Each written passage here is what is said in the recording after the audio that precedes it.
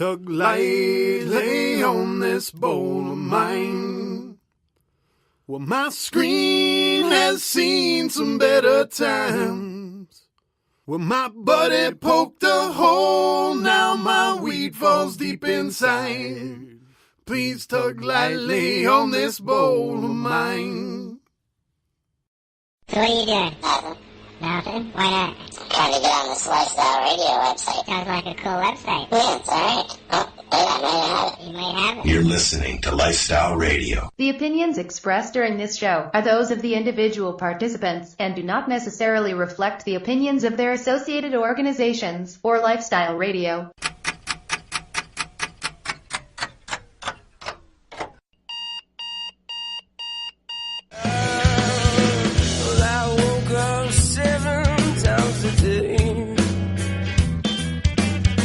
It's easy feelings long to keep.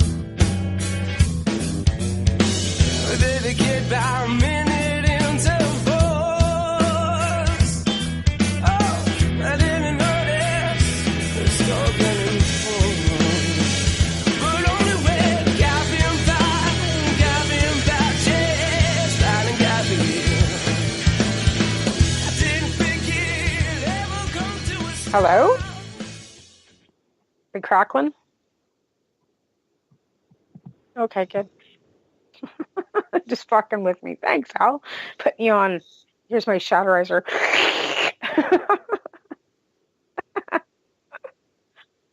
Okay. Good morning, everybody, again, and welcome to Cannabis and Coffee with Tamarijuana. It's another beautiful day in the East Kootenays, and I'm sitting here enjoying my shatterizer again with some beautiful, flawless concentrates, cherry pie strain, and really tasty stuff. This morning, I have a guest with me from the West Coast, Karli Thiessen. She's a cancer survivor, an activist, and an advocate extraordinaire, has just started her own company. So good morning, Karli. How are you doing? I'm good. How are you?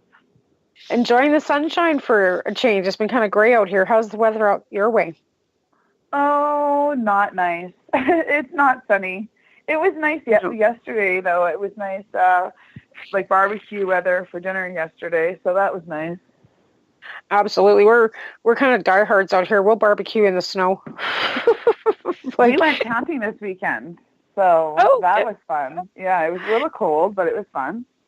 Oh, that's great to hear. I know I'm seeing pictures of the blossoms in Victoria, and I'm going, really? But I guess it is that time of year. It's just that we've got so much snow left out here still. It's just, we had another blast like over the weekend. So I was like, maybe this is it. Maybe, because it's starting to warm up today and be sunny. But we saw a robin and then it snowed. It was like, guess that guy didn't know what he was doing. Yeah, it was snowing when we were camping, so I don't think the weatherman quite knows what it's doing yet. But hopefully soon it will just be gone. Well, as patients too, we kind of watch. I think people wonder, why do we talk about weather? When you live with chronic pain, the weather affects your life. I don't care what anybody says, but when it's cold and you've got arthritis or you've got back pains or any pains, it affects your life. Like even the barometric pressure for some people that suffer from migraines. So, I kind of like don't want to rub it in people's faces when it's beautiful here, but sometimes it's just because even seasonal depression. So many people deal with that too. There's just so many things that really revolve around our weather and our solar and all kinds of stuff. But we'll talk about other more important things like you. So like I was saying, many of my guests or my listeners might not know who you are from across the country, but many will. So let's go back to the beginning. And how did you get started in the cannabis? Well, I got started in the cannabis industry when I walked into the Victoria Cannabis Buyers Club as a patient. And I met Ted Smith and Gail Quinn. That was one of the first, it was the first dispensaries that were opened up in Canada. And I was just lucky enough to walk into the right one. So basically, I went in there as a patient. I met Gail, and she was the one that sort of made her presence known to me and sort of tried to teach me some things and basically what strain would work for my symptoms. My symptoms at that time being that I had chronic depression, I have severe anxiety, and I had a pain condition, a chronic pain condition. So I was a mess when I walked in there. I was full of pharmaceuticals. I was probably close to 300 pounds, and I was just barely holding on. Nothing was working. So I was a mess. Wow. Basically, what ended up happening is that I got the right strain. Gail started making topicals at that time, so she was, suggesting what strains and what topicals would be best for me, because at that time she was making at least 5 or 6 different topicals specialized for different symptoms. At first I didn't really notice too much difference because I was on the pharmaceuticals still. But as she coached me along to come off of the pharmaceuticals, of course, with medical advice, because the first thing that she suggested is me to go in and tell my doctors that I was using cannabis as my medicine and let them know that I was coming off the pharmaceuticals, whether they were in support of it or not. It was my choice. So I was going to come off of all of that. And basically what I was on at that time was an extreme amount of benzodiazepines. I was on gabapentin. There was lots of other things in there that should have never really been in there. I never, thank God, took opiates because there was opiate addiction in my family, and I was terrified of it. But I was on pretty much any anti-inflammatory, tramadol, all that just directs your even if they're not an opioid, like anything chronic use, like it's still like even like Lyrica. I've got friends that have tried to come off Lyrica, and it's not an opioid, and it's harsh. Like, and it's some of the antidepressants. So I can't imagine coming off any pharmaceutical without weaning you is going to be easy, whether it's an opioid or not. So that's a feat to come off of. Yeah, I can't imagine. It was 3 months of hell on the floor, just hell. But they were there every step of the way. So basically, I started using just cannabis products. So I started smoking cannabis, but I was also taking edibles and using topicals, and that sort of got me through to not being able to not having to use any prescriptions at all. And then I started taking interest in the cannabis scene. So basically at that time, Ted Smith was teaching Hempology 101 at UVic, and I started taking that course, and I took that course that year with them, and then the following year I was on the board of directors for Hempology, and I was on that for that term. And then the Victoria Cannabis Buyers Club was doing a board of directors, and they needed a board of directors, so I was on that board as well. So that's sort of where I started. Victoria Cannabis Buyers Club was how I got my passion and sort of my perseverance to do what I love. Well, Gail and Ted, well, they have a way of doing that to people, right?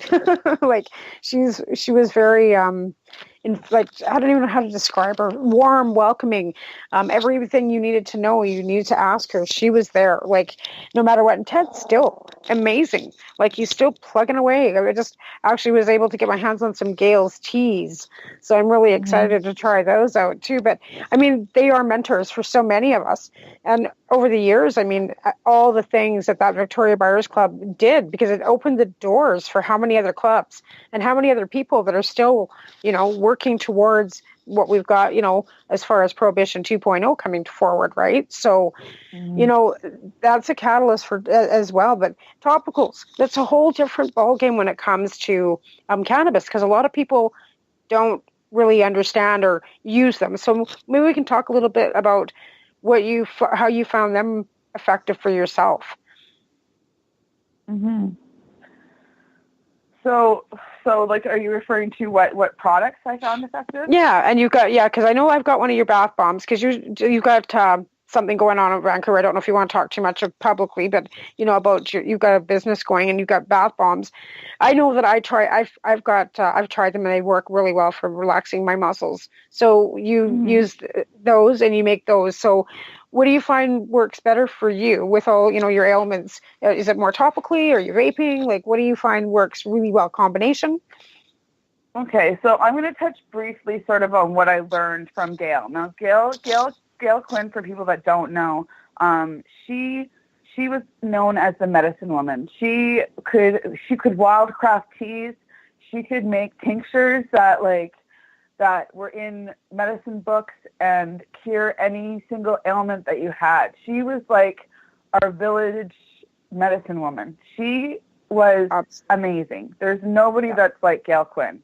So basically, Gail would teach you. Gail didn't want to keep all her wisdom to herself. She wanted you to learn what would work in order for your condition and for your ailments. Gail saved so many people's lives. It's not even funny. I'm just in awe of her. She was my best friend in the whole wide world, and I miss her terribly. Cancer always takes the best people.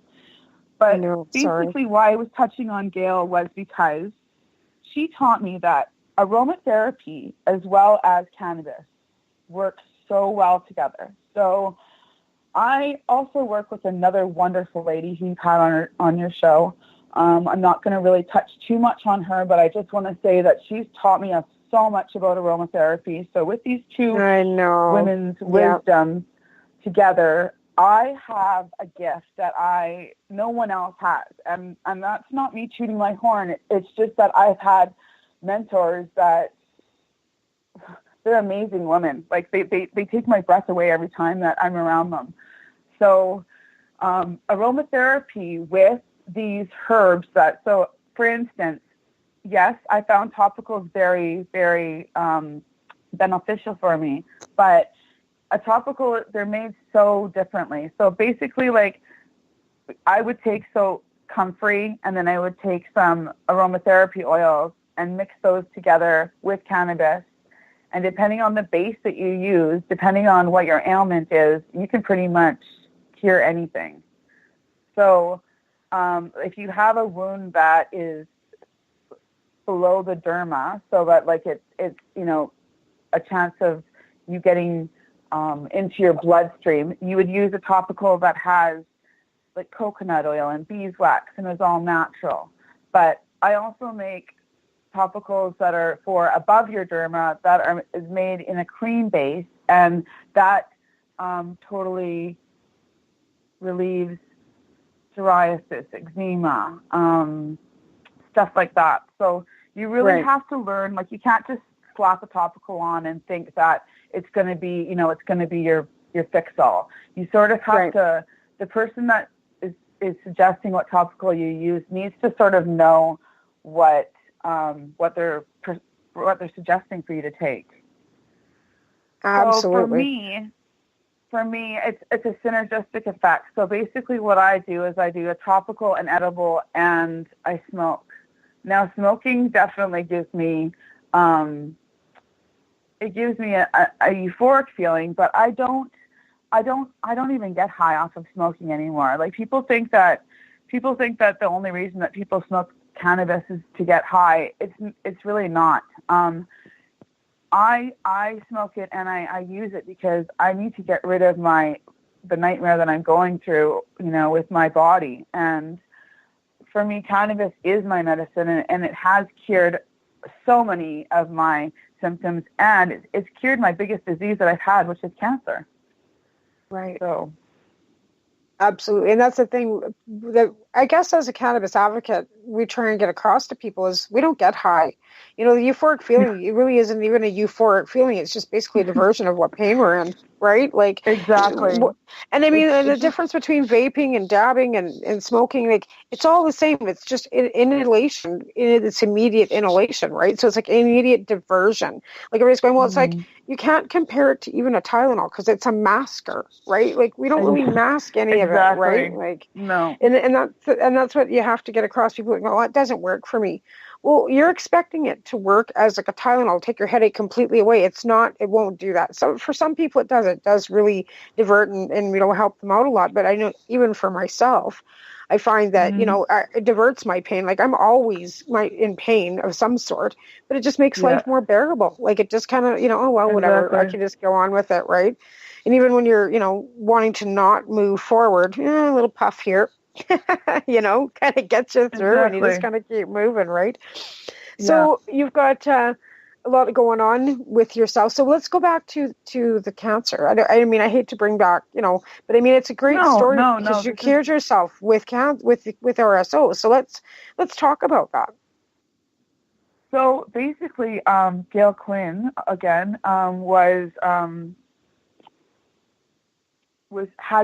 she had cancer herself. And was treating herself with oil when I found out that I had cancer.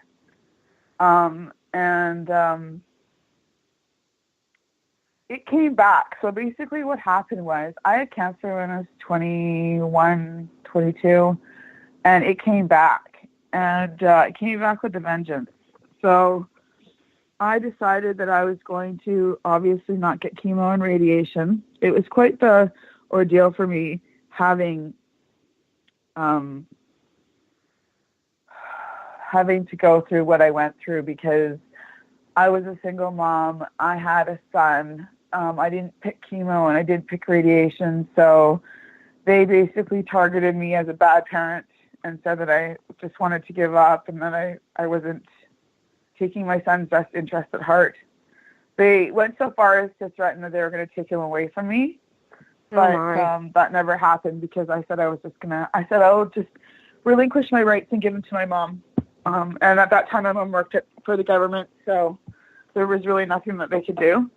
Yeah, absolutely, yeah. So then I started the protocol, the Rick Simpson protocol. I actually have met Rick Simpson, and I've also met like Cheech and Chong. So it was pretty cool talking to those fellows and especially Rick, because he was so helpful in me deciding what I was going to do as far as I was confident when I took the oil that it was going to work. I knew it was going to work. And then it was just a question of where was I going to find this oil? Like, where was I? Because I sure as heck knew that I wasn't going to make it in my backyard in my hotel, in my apartment. I mean, I have a house now, but but still, like whether apartment, hotel, it's about the same thing. Same difference. Like, this is scary. Right? So I sourced out an oil maker who I'm still friends with, and they made sure that I was in constant supply of oil, and it was exactly the right oil. I was lucky. I was one of the people that I knew what to look for, and I knew exactly what I needed because I did my research. So right. I think that's one thing that we really, because of where you made the point, the right oil, because I think people have got the misconception that CBDs are what they need for cancer. And I'm sorry, folks, listen to what Karli has to say. You need THC to kill cancer. The RSO is made with a high indica strain cannabis. So you're going to get stoned eating that oil. I'm sorry, I'm not going to lie to you about it, but you need to be, because if you want to kill those cancer cells, that's the shit. So go ahead. Sorry for interrupting, but it just infuriates me with all this CBD hype. But go ahead. We'll talk about that later too. Well, so now this is sort of a sidebar, but now I work as a cannabis clinician, and I also work as a cannabis educator for dispensaries. And I was at a dispensary in Vancouver, which I helped open up, and a guy came in with his product that I looked at, and thank God I was there that day, because, I mean, immediately the owners of this dispensary were they just had a lot of money. They didn't know anything about cannabis, but they were the first ones to tell you that. They wanted people that knew what they were talking about to help them out and to sort of guide them through the process. And now they're one of the biggest dispensaries in Vancouver, so they obviously did everything, properly and everything else. But he was selling an oil, a 5-gram oil of hemp oil, Like, we're not talking about even CBD hemp oil. We're just talking about hemp oil that you get from the health food store. Right. For $500.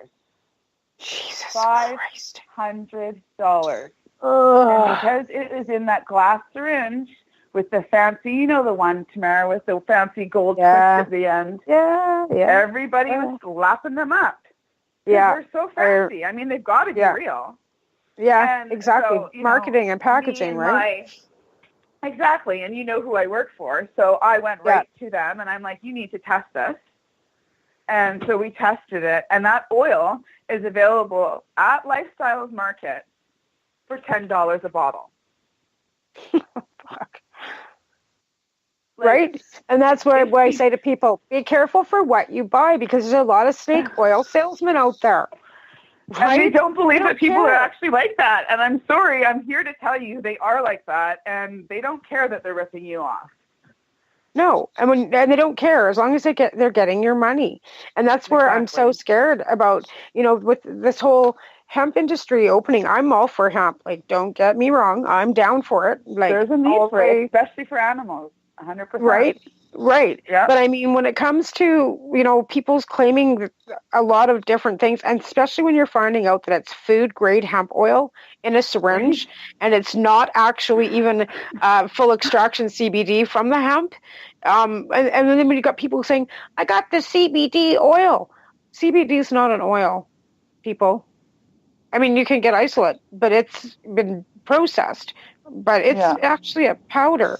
And when I tell people that, they're going, really? Well, I got this stuff that said it was CBD oil. It kind of tasted like Vaseline. I said it probably was. Yeah. And I hate to say that to people. But if you're tasting vitamin E, it's not CBD. CBD does not taste like vitamin E, people. Doesn't taste like Vaseline. It does not. It doesn't have the same terpenes, though, that cannabis does either, right? You're not going to, you know, it's different. So, and I'm quite frankly... There's so much CBD going around too. Like, I mean, there's the crystal, there's the hemp CBD, and like, so for lower doses, we make a tincture out of the whole plant CBD with coconut oil, and that's beautiful for pets. It's great for low dose CBD. But if you want like a higher dose CBD, you're never going to get a higher dose CBD out of whole plant. Okay, unless you like you say extract it using CBD strains, and then you have a little bit of THC in there, or unless you're going like the crystalline route or totally, you know, stripping everything. And a lot of times when you just isolate just that cannabinoid, I mean, I've smoked copious amounts of that crystal, and I've made it into 2,000 milligram tinctures, and it's no better than the whole plant CBD. No. You know, so it just depends on what you like. It's a preference, right? I mean, I think it's how it affects everybody too, right? Everybody is affected differently by every different strain, so it's how your body's going to be affected. Okay, on that note, then we're just going to take a quick break, and then we'll come back and talk more about all kinds of different things. So I'd like to thank my sponsors, who are 12 High Chicks Magazine, Canadian Therapeutic Cannabis Partners Society, MUM, the Maritime British United for Medical Marijuana, and the Haley Rose Foundation. We'll be right back after a song, Bud Buddy by the Royal Kush Band. Hey, this is Cheech. And this is Chong. And you're listening to Lifestyle Radio. What is it? Lifestyle Radio. Say it one more time. 420 Radio? Ooh. Hang up and try again.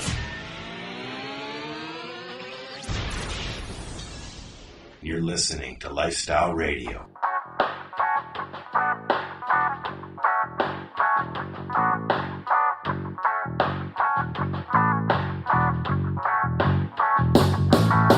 I calls up buddy, hey yo, I need some more green again. QP or D's again, no seeds and keep the stem. I wanna get blazed like I was 14 again. Wait patiently, grab my bongs and start cleaning them. I anticipate, where's my cash, get it straight. Got a scale, check the weight, better be no fucking shake. Or have no funny taste, for my money's sake.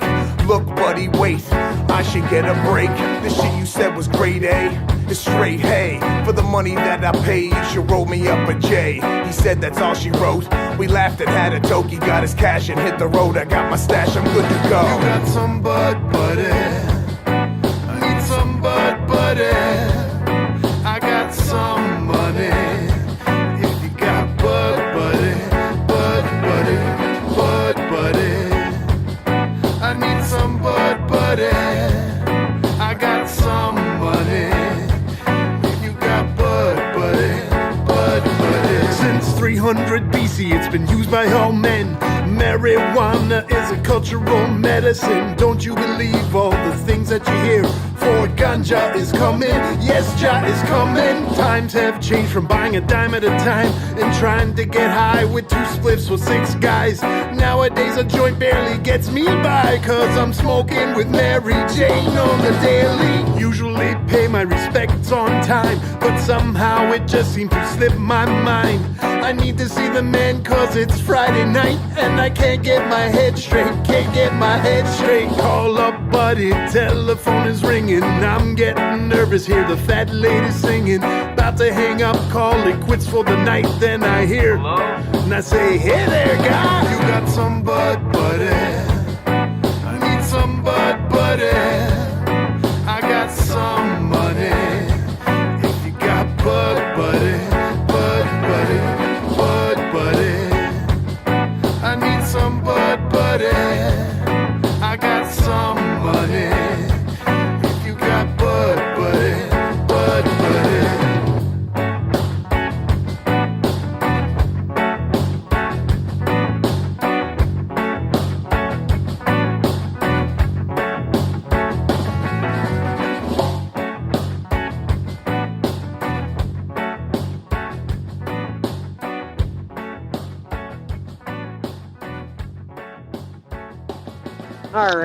All right, we're back with Karli. We were talking a little bit about all kinds of things before. I'm just kind of gapped there for a minute, sorry. Talking about jet planes over the break. I'm like, what the hell am I talking about now? But going back to like the whole aspect of CBDs, now I get it. Now I remember what I was talking about. We were talking about the different types of CBDs and the different strains of what they need to do to make them. And, like we were talking about the snake oil salesman. So we have to be careful, even when you're buying anything from the LP or anywhere, dispensary or anywhere, you have to be careful what you're buying, because even off the street, like my daughter, for example, has been working towards recovery for the last little while, like the last year and a half almost, and they have to be drug tested for the methadone. And she was just smoking cannabis and got somewhere, I'm not even sure where she got it, but was tested positive for barbiturate. So somewhere out there, people are putting crap into the pot. I don't know who or why they would bother, but there are people out there that are doing that. So be careful. Everything's got some harm in it, I guess, and I hate to say that about cannabis at all. But it's not the cannabis that's the harm, it's the people that handle it, I guess, more than anything. Well, you guys test. Pardon me? That's very true. So you guys do all your testing and everything. Yeah, it's people so you guys test everything that you guys use and put into your products anyway. So that's, where most of the dispensaries and most of the people that we have in our circles do that, because we've had diligent people out of the West Coast that have set up regulations within their own system. Really, hey, like they've really regulated themselves. Oh yeah, self-regulated for sure. But you have to, right?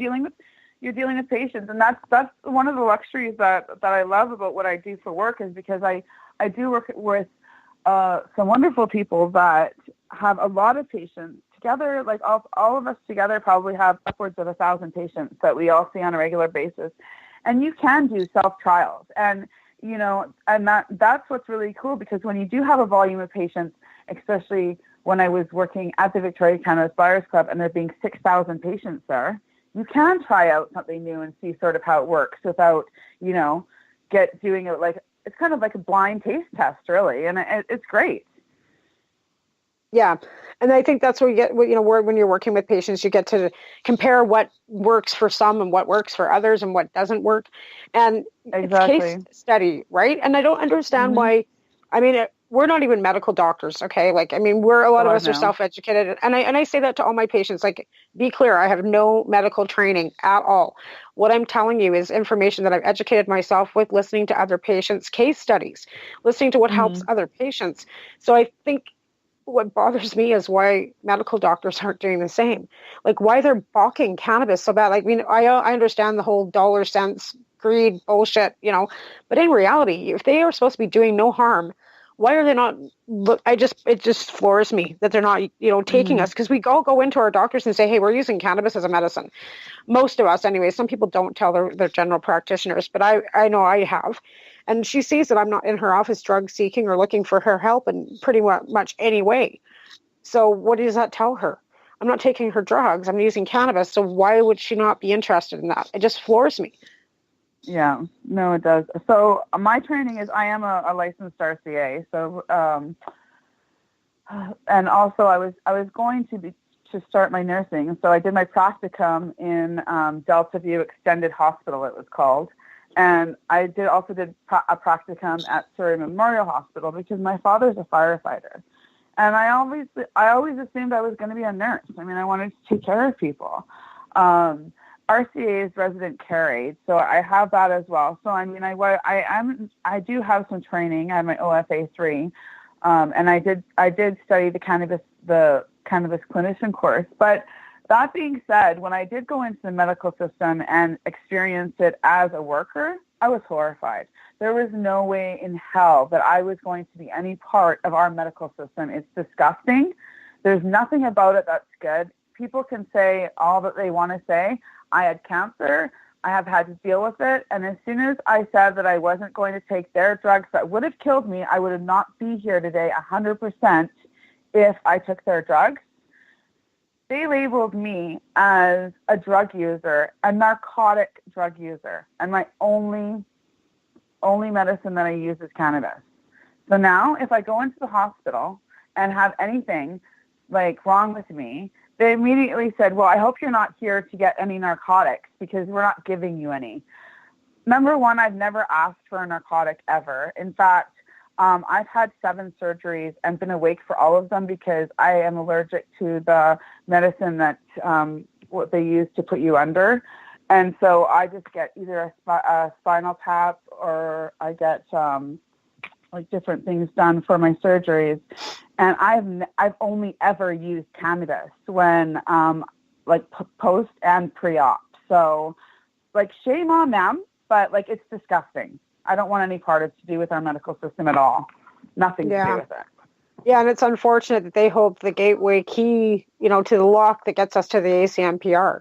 You know what I'm saying? Oh, and you know what? I will never be a part of that system, Tamara, either. Thank God I didn't sign up for it, and like I will never be a part of that. What they're trying to pull now with different laws, with having your cannabis AMPR, and the thing is that what bugs me is now like they're trying to say that you can't get your firearms license with it if you're a medical cannabis user because it affects your ability to think. Are you kidding me? I know. Like I know. Like there's no way. There's no way that it makes me mad. You can tell by the way I'm not making sense right now because I'm getting stirred up. Yeah, and that's good because, I mean, if we didn't get stirred up, nothing would be accomplished, right? I think that's what's pushed our government to even look at cannabis legalization is because there were so many of us hopped up and pissed off. And and I'm still a bit pissed off. I don't like the fact that there's going to be any laws attached to this bill. I don't think policing should be involved in this bill. I don't think that there should be crime attached, fines attached. I don't think there should be jail time attached to this bill. I'm happy about the fact that they're talking about it because, like I said, we had Stephen Harper for so long that sat back and said they would never even talk about looking at this at all. We still have a conservative opposition that wants to stop this bill. I don't know if you sat and listened to the Senate last week. There's no way that I would.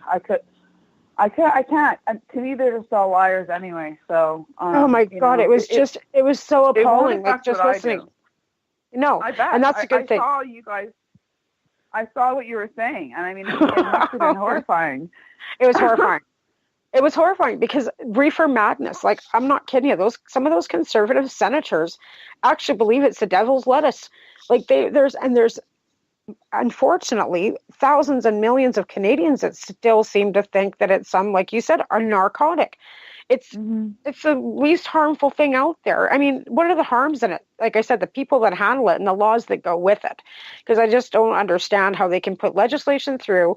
It's almost a hypocrisy. Legalization, that's not legalization. It's not decriminalization because there's still crime attached to it. It's a very overregulated system. Like I said, hopefully, it can be tweaked and there can be things done in the future that can, relax some of that a bit. But at this point, I'm happy to say that it's happening, but not so happy about the outcome of it, right? I don't think there's many of us that are too pleased about the whole thing, but in hindsight, it is what it is. We're going to have to deal with what it does and deal with it when it happens. And that's what I try and tell people. It's just like, we're waiting. It's been a waiting game for so long. It's just unfortunate that we've had to wait as long, but we're here and it's getting closer and closer. But yeah, I think, like I said, I'm not going to change anything that I've been doing for the last 30 years myself, quite frankly. No, and I've had patients ask me, what's going to happen when this all comes into play. And for me, it's not going to change a damn thing that I do. First of all, I'm a patient, and I'm still going to help patients, and I'll always be about patients over profit. And I don't give a damn what the government says. To me, they have never looked out for my best interest, and I am always going to be here for patients. I don't care what it takes. And I've been in the legislative lawn yelling, for protests. I've been on the news doing protests. I am an activist through and through, and I will continue to be. I'm not going to just let them do what they think they're doing and get away with it. I agree. Yeah, I agree. And thankfully that we're still there. Our boots are still on because we've got people working in the background too. That, we might not hear, like I said, just because you don't read about it on Facebook doesn't mean it isn't happening, right? Like, I know there are people in the background telling them, like, this is ridiculous. These laws are ridiculous. But, in hindsight, I don't see them listening too closely either. But, with us being patients too, like, that's, we've been legal for so long that I think we've already been living life legally for so long that it doesn't really feel like it's going to affect us, right? It's like, oh, well, for the average Canadian, it's a huge thing. They're not going to get busted for a joint. A lot of people, even now, still do not even admit they smoke cannabis. Business owners and such, and all kinds of, people that work in professions that they don't want to admit to it because they're afraid of losing their job. Livelihood, you got to keep a roof over your head. So I'm hoping that this legislation will bring more cannabis users out of the closet, you know what I'm saying, and normalize it a little more so that it's not so shocking, that people aren't still so shocked about marijuana. Like, it's kind of appalling that, at this day and age, it's 2018, but I guess we're still in, like I said, it's a good thing you didn't hear that Senate, because I think I lost half a head of hair. I was on the phone with Debbie Schultz-Giffen all day, and it was just like, did you just hear that? Like, holy fuck. It was ridiculous. For me, to be honest, I didn't take a lot of interest in it because, like you said, I mean, it is for everybody. It's for everybody, but to be able to access marijuana, which obviously I think is a great thing. But for me, that's never been my focus. Truth be told, it's just I've always been interested in the medical aspect of it. So this whole thing just doesn't really affect me at all. It's not going to change anything for me. But I'm very happy that people can now access it themselves if they want to. The thing that I think is absolutely disgusting is how they're going to go about accessing it.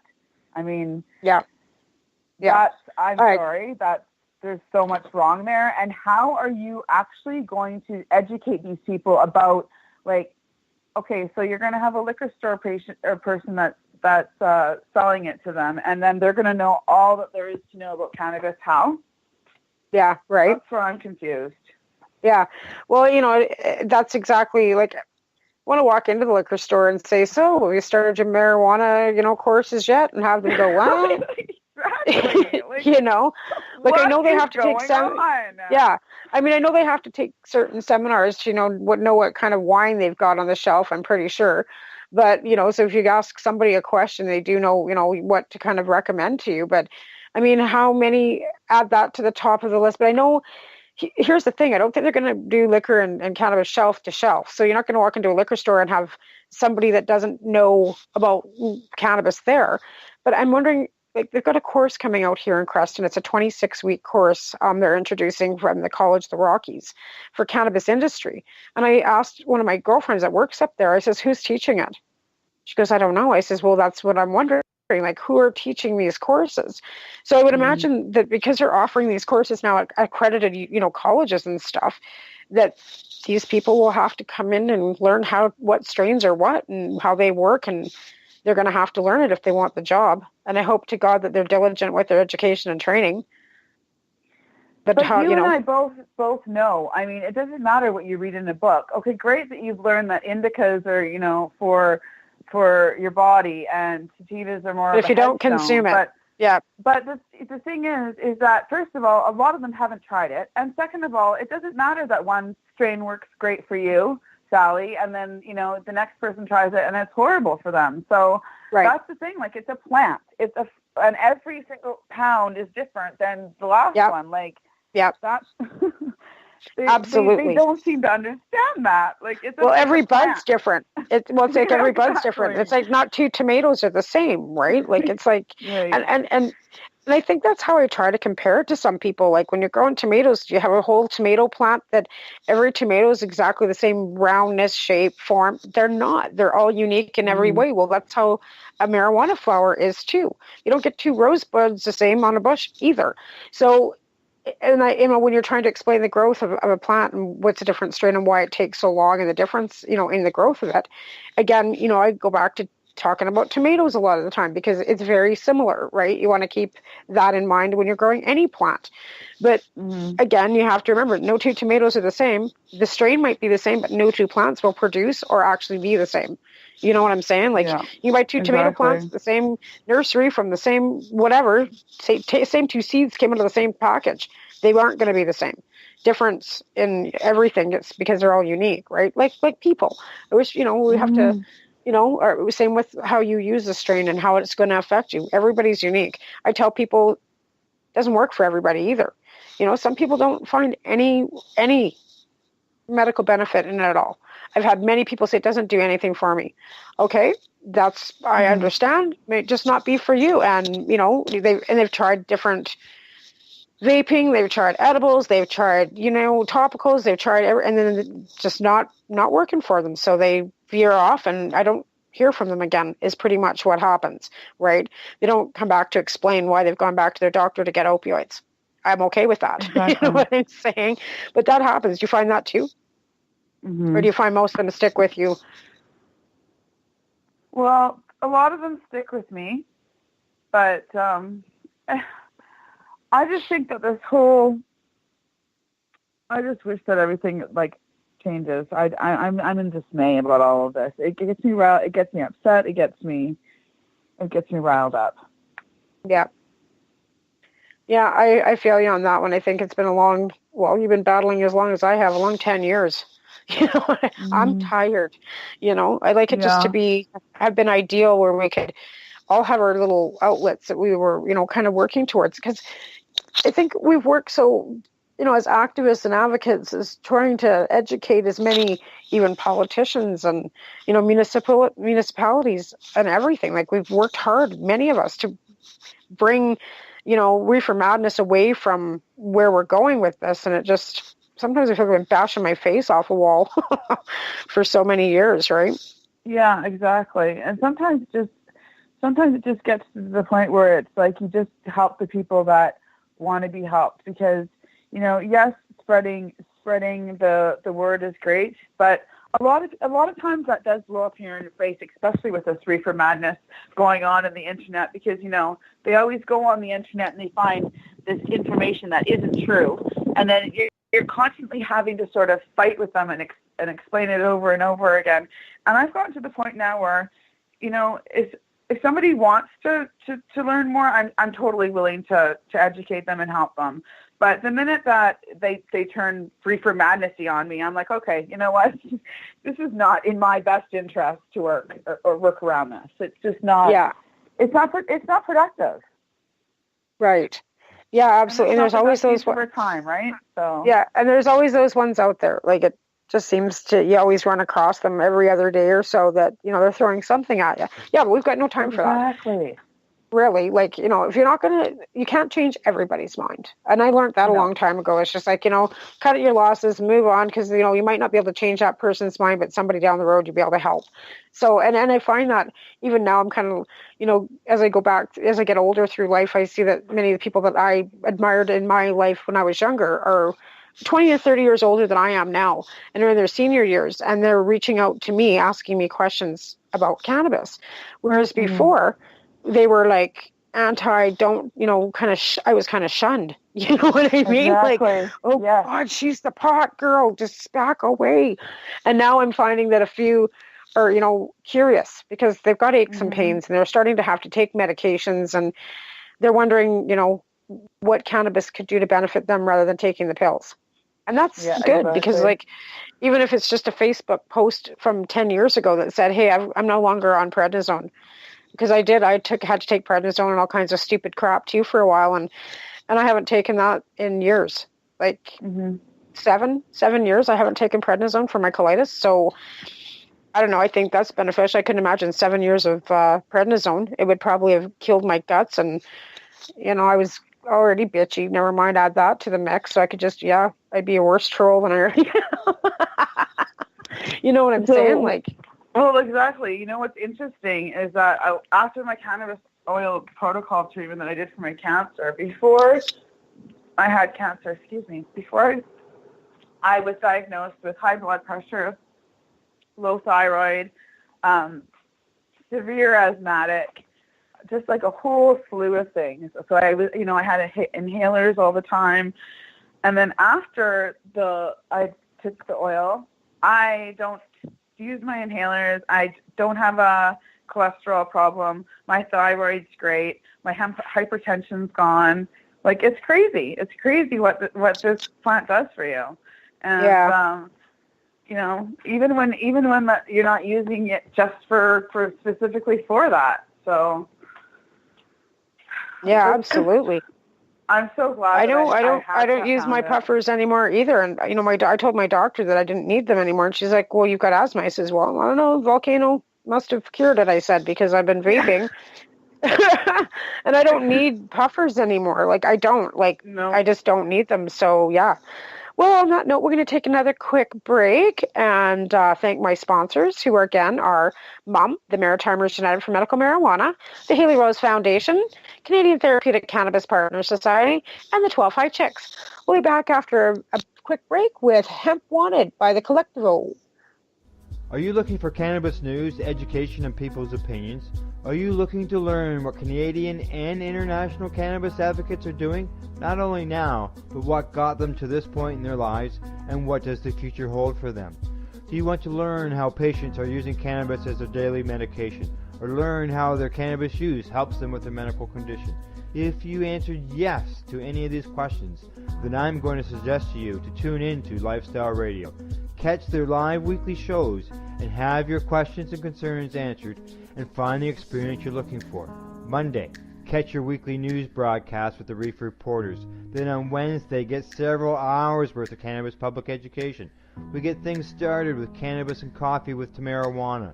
Then tune in and catch Pottawa with Russell Barth, who calls himself the world's angriest pothead. Finish up your evening with the award-winning Pace Radio Show with Al Graham and joint host Kim Cooper and Alicia Yashishin. No week would be complete without tuning into Friday night's program, the 420 Radio Show, featuring Al Rapp and the 420 Radio crew, Mary Jane Baker and Marcel Gignac. Cannabis is a lifestyle, and you can catch all your cannabis lifestyle information right here at lifestyleradio.net or at our sister site, 420radio.ca.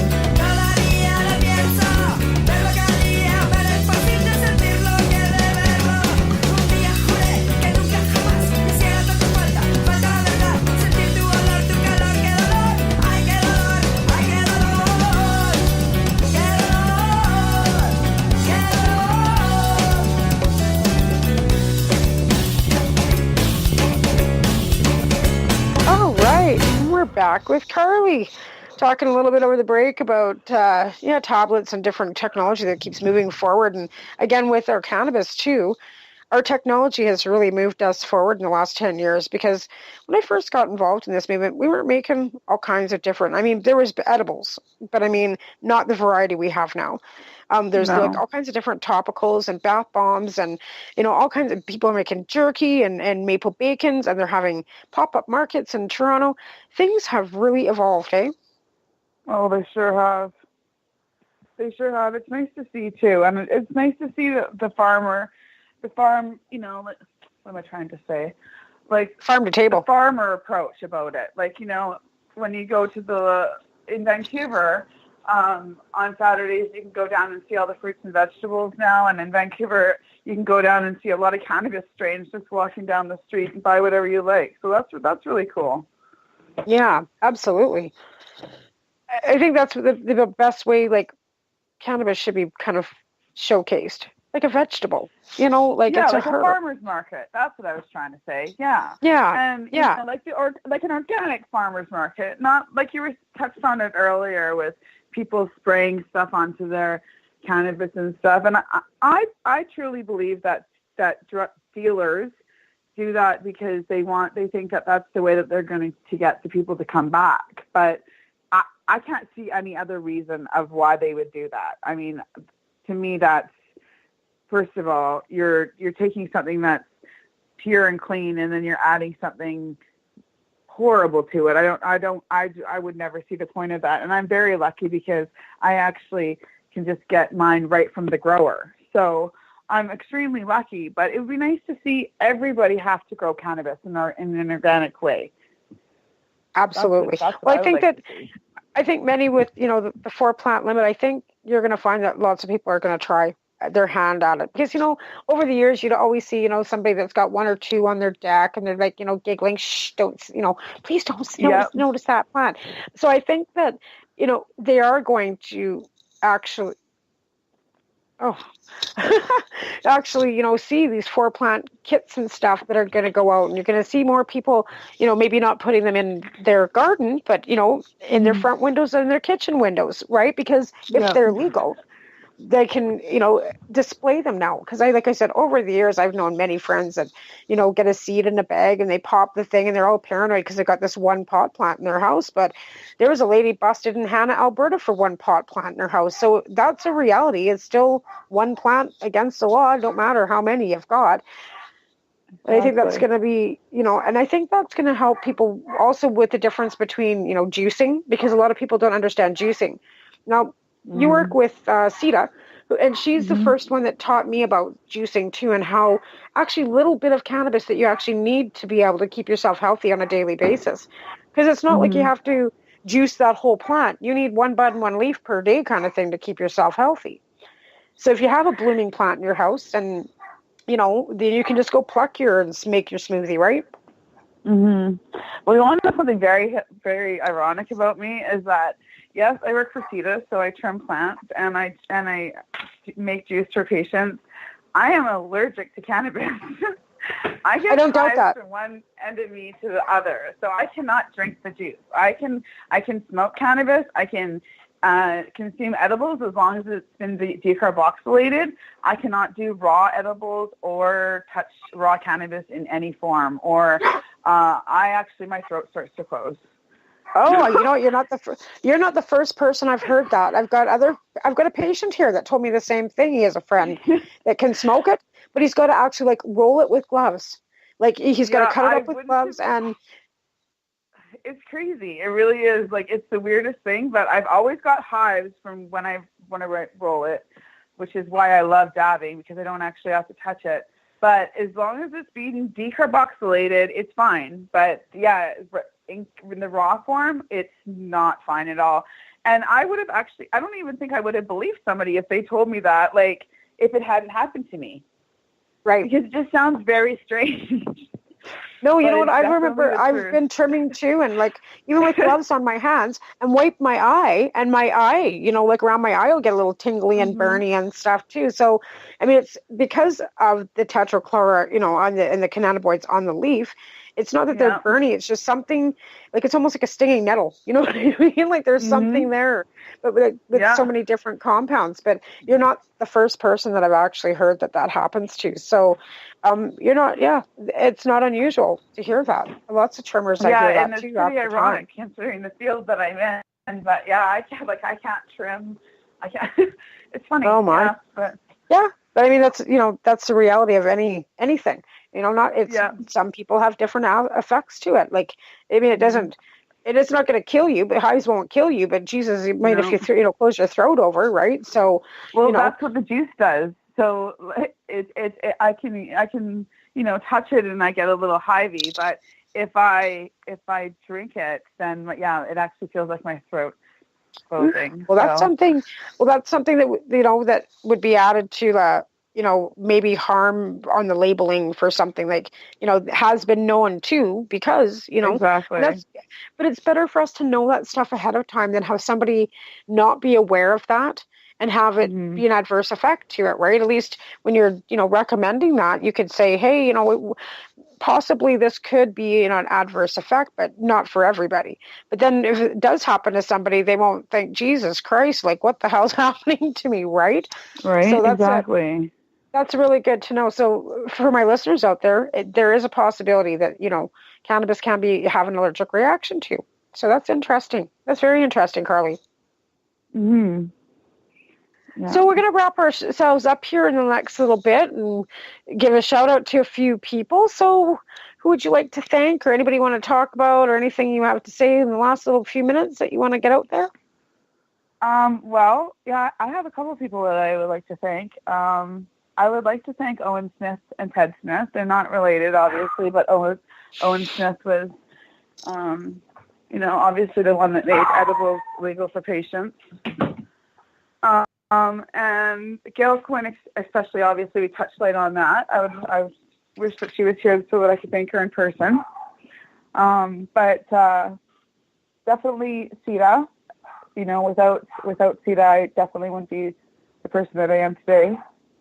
And I really want to thank you as well, because, you kind of understood my quirkiness and I could have come across as a bit of a bitch, let's say. And it's just because I've got fire in my heart. And sometimes I just, I have that burning desire to make things change for people. And I wish all patients just could access every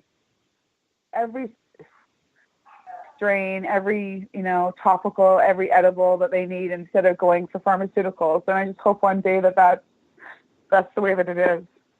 I agree. Well, kindred spirits, right? Like, we both got that fire because, we're not willing to step back and let the patients not get what they need, fight and battle for everybody. And that's, I think, why this industry and this community keeps moving forward, because we all have that same, even though if we don't all see eye to eye sometimes, because that's just like, that's normal in any organization or anywhere. People don't always see eye to eye on every aspect of everything, but collectively working together forward, we've made change. And I think we should be all very proud of ourselves for every one of you that went out there and sat with your MP or wrote a letter or made a phone call or, filled out a poll or anything, stood on a lawn somewhere at a global marijuana march, was at a 420 protest. And those are all coming up again, you guys. Like, we've got Global Marijuana March, which is May 4th, which will be all across the country. In fact, we're doing one here second year in Cranbrook, as well as 420, April 20th across our country. There are huge events that are put on in Vancouver and Toronto and Halifax and Calgary and Edmonton and everywhere. Lethbridge has one too. Unfortunately, here I'm not going to do one because our park is downtown Cranbrook and it's full of kids and splash parks, so it's not an ideal location here, but there's places you can go and celebrate the plant that we all love, and I think hopefully the rest of the world's coming around to our liking, right? But like I said, we need to get positive messages out there. Pisses me off, the media always focuses on the one that's just turned 18 with a bong in their hand that put on the front page of the newspaper, because in some aspects cannabis helps kids. If it can keep them attention deficitly, moving forward in school and doing well. Because I know there's the teachers out there that say, well, I've seen a child that, cannabis has ruined their life. And I'm going, bullshit. Because for every one you think that has ruined their lives, I know 10 that it's actually got them finished high school. 10 that have actually finished high school because they smoked cannabis, because they could, focus on their studies rather than being all scattered and, strung out on Ritalin.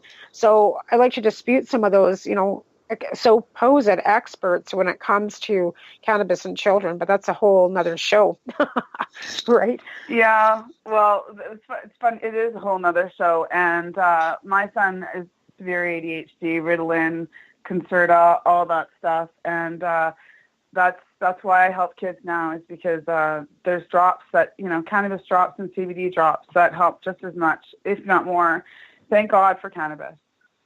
Yeah, absolutely. Like I said, Noah Kirkman's another success story out there. Noah's graduated from high school.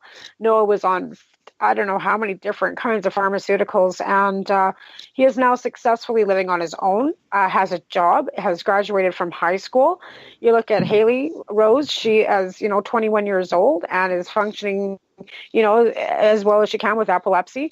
There are so many children that we know personally that have been affected positively by cannabis. And I think that's another message. And like I said, a whole other show. But again, people need to realize that, some of the stuff that you hear in the media is lies. Some of the stuff that you hear from your doctors are lies. Some of the stuff that you hear from your neighbor are lies. And if you really want to know the truth, there are thousands of us out there that can help you with that too. So again, I'd like to thank you for being on my show, my dear, and my sponsors, who are 12 High Chicks Magazine, Canadian Therapeutic Cannabis Partner Society, MUM, the Maritimers United for Medical Marijuana, the Haley Rose Foundation, and my producer, Al Rapp, and my Shatterizer team out there. Love you guys. And I guess, would you like to give a shout out for your business, Living Relief? Living Leaf Remedies on Facebook. Check us out. We're here to help you guys. So you're on Facebook and Instagram too, right? Our Instagram is having some difficulties, but we're always on Facebook. Or you can just message one of us, and we can give you the phone number directly. Excellent. So that's Living Relief on Facebook, guys. And or you can look up Karli Living Leaf Remedies. Living Leaf Remedies. Living Leaf Remedies. Sorry. Living Leaf Remedies. Okay. So yeah, like I said, it's a tongue twister almost. Right? Living Leaf. What the heck? Got it. Excellent. Well, thank you again, Karli, for coming on my show, and we'll have to have you back again real soon. Thanks, Em. Okay, we'll talk to you guys next week. Thanks again for listening. You have a good week. Oh, don't forget about Padua this afternoon, too, and later this evening with Pace Radio with Al Graham. And I'm not sure who's his co-host this evening. I think it might be Mary Jane Baker, but I might be wrong, because I think Kim's gone this week. But listen to Pace Radio anyways. Y'all have a great week. Bye for now. So what are you doing? Nothing? Why not? Trying to get on this Lifestyle Radio website. Sounds like a cool website. Yeah, it's alright. Oh, wait, I might have it. You might have it. You're listening to Lifestyle Radio. The opinions expressed during this show are those of the individual participants and do not necessarily reflect the opinions of their associated organizations or Lifestyle Radio.